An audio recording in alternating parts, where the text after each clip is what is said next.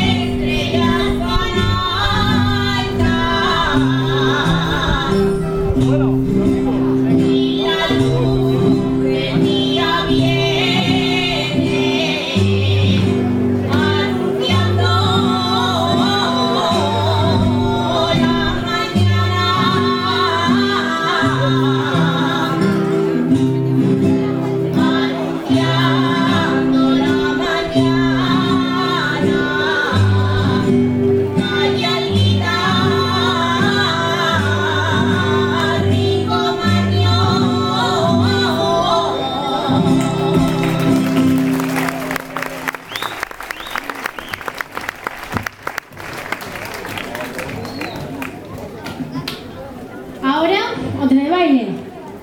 Los pueblos de Teruel siempre han cultivado lo que es la esencia de la jota bailada, la jota más pura. Prácticamente desde los inicios de la jota.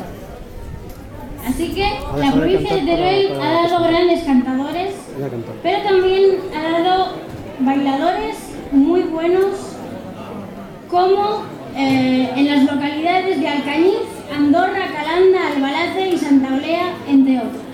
Y como no podía ser de otra forma, Teruel también ha dejado una gran cosecha en el mundo de la jota bailada. Así que, sin más, con la pareja formada por Javier Cordero e Iris Jiménez, les interpretarán la jota de Teruel.